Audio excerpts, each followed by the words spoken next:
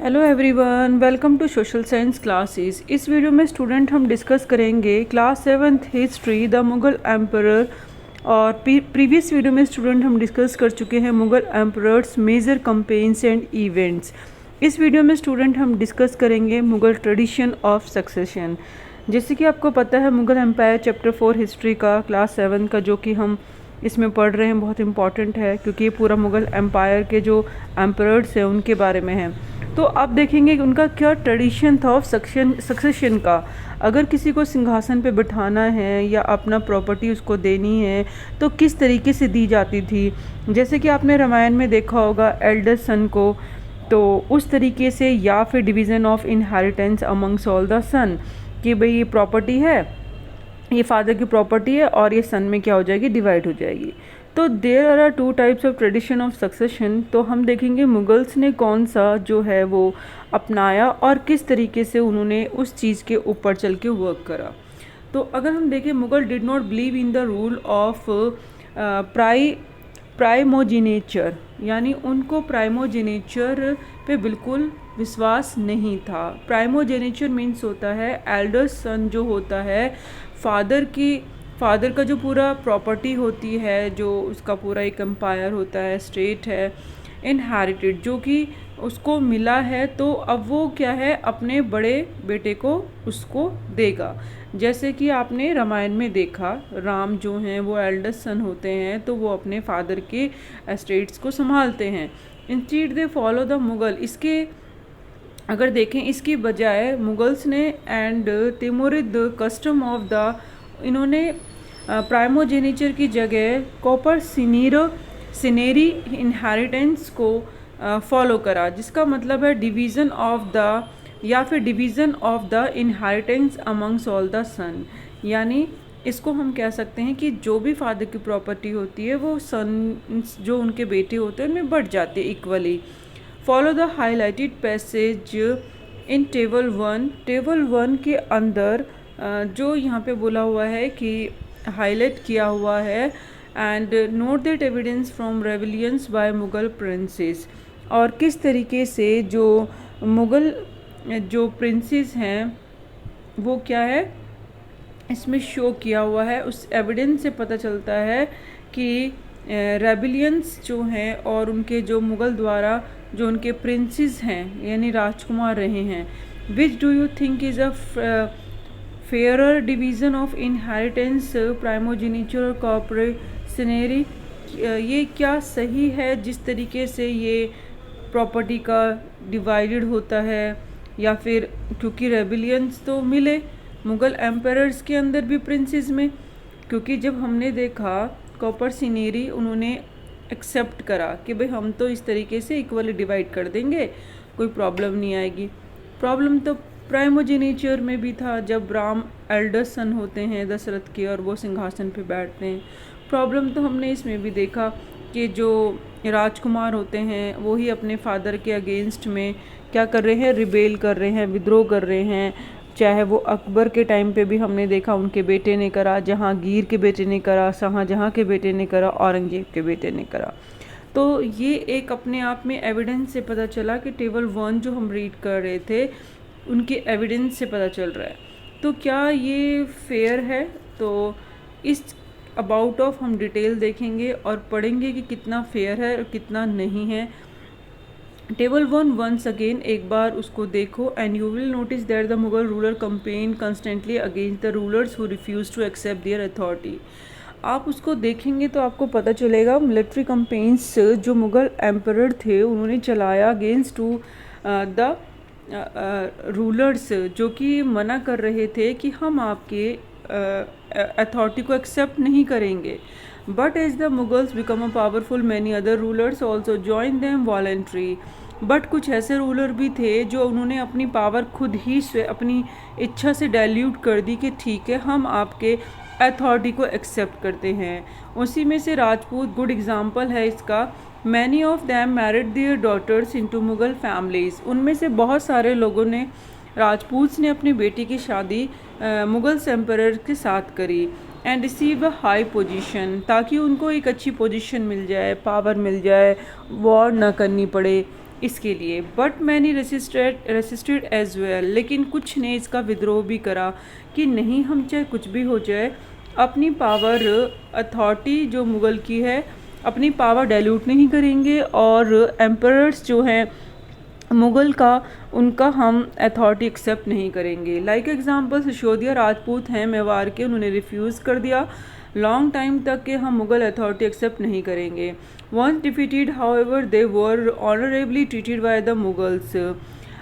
Once defeated, हालांकि वो एक बार हार भी जाते हैं, they were honourably treated by the Mughals, और वो मुगल्स को पूरा ऑनरेबली ट्रीट करते हैं। Given their land back as assignment, उनको जागीर मिलती है जो भी उनके ऑनरेबल होते हैं मुग़ल के साथ। तो ऐसा नहीं था कि उनके साथ कोई जो भी अगर हार भी जाते थे तो मुगल्स उनको क्या करते थे, असाइन करते थे कि हम आपको ये लैंड दे रहे हैं, जागीर दे रहे हैं। And careful balance between the defeating but not humiliating their opponents enable the Mughals and extend their influence over many kings in chieftains. इस तरीके से जो मुग़ल रूलर्स थे उन्होंने क्या करा, किसी की इंसल्ट, डिफीटेड जो रूलर थे उनकी इंसल्ट ना करके अपने जो अपोनेंट्स थे उनको मतलब उनके ऊपर एक इन्फ्लुएंस बनाया। और जो बहुत सारे ऐसे किंग्स थे, चिफिशियंस थे जो कि हार जाते हैं, तो उनका इंसल्ट करने की जगह उन्होंने क्या करा, उनको एक एज असाइन कर लिया कि आप इस जागीर को संभालो और वहाँ से जो रेवेन्यू मिलेगा वो आप हमें देंगे। तो but it was difficult to keep the balance all the time, but ये हमेशा बैलेंस बनाए रखना बहुत मुश्किल होता था। And once again you watch look at table, note the Aurangzeb insulted Shivaji, क्योंकि शिवाजी की जब इंसल्ट करते हैं, क्योंकि वो अपनी पावर उसको दे देते हैं औरंगजेब को अपनी इच्छा से कि ठीक है हम देते हैं, क्योंकि एक बार शिवाजी क्या हो जाते हैं, डिफ़ीट हो जाते हैं, तो वो अपनी पावर दे देते हैं कि ठीक है हम आपकी अथॉरिटी को एक्सेप्ट कर लेते हैं, वो खुद ही आते हैं, ठीक है। लेकिन औरंगजेब इंसल्ट करते हैं इस चीज़ पे, तो उनको बड़ा अच्छा नहीं लगा, और उसके जो रिज़ल्ट हैं वो इंसल्ट के क्या होते हैं, औरंगजेब को शिवाजी से फ़ाइट करनी पड़ती है और वो इनके अथॉरिटी को एक्सेप्ट करते ही नहीं हैं। तो कहीं ना कहीं इसमें दोनों चीज़ें बताई हैं कि ऑनरेबली ट्रीटेड किया जाता है, सम्मान पूर्वक मुग़ल के द्वारा अगर डिफीटेड भी हो जाते हैं कोई उनसे रूलर्स, और अगर डिफीटेड नहीं होते हैं अपनी मर्ज़ी से शादी कर लेते हैं, मतलब पोजीशन पाने के लिए जो राजपूत रूलर्स हैं कि चलो मुग़ल को अपनी बेटी दे देते हैं, शादी करवा लेते हैं, तो वो भी एक मेथड सही था कि चलो भाई लैंड एक्सटेंड तो हो ही रही है ना, किसी भी तरीके से हो, और अपनी पावर भी बढ़ ही रही है। तो ये मुगल्स की एक स्ट्रेटजी थी, जिस तरीके से वो रूल कर रहे थे, वर्क कर रहे थे। What is the means of mansabdar and what is the means of jagir. तो यहाँ पे मनसबदार और जागीर के बारे में बताया है। Empire extended to encompass different region, the Mughals recruited diverse bodies of the people. अब एम्पायर बढ़ रहा है तो सीधी सी बात है, अब उसको वहाँ पे भर्ती की भी ज़रूरत पड़ेगी, रिक्रूटेड की भी ज़रूरत पड़ेगी, क्योंकि अलग अलग जो रीज़न है वहाँ पे कोई ना कोई कंट्रोल तो करेगा। Small nucleus of a Turkish nobles they expand to include Iranis, Indian, Muslims, Afghans, Rajput, Marathas and other groups.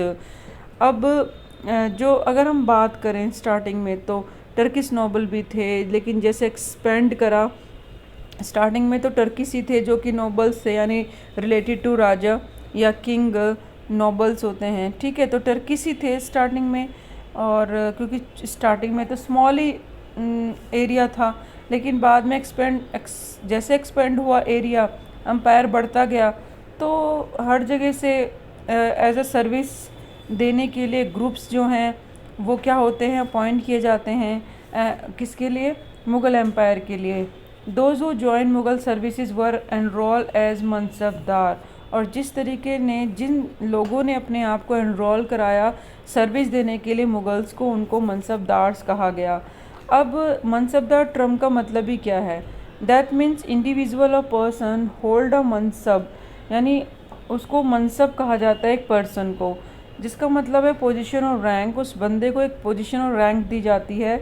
एक ग्रेडिंग सिस्टम होता है मुगल्स में जो कि फिक्स होता है कि आप इस रैंक पे, इस सैलरी पे और इस मिलिट्री रिस्पॉन्सिबिलिटी पे काम करोगे।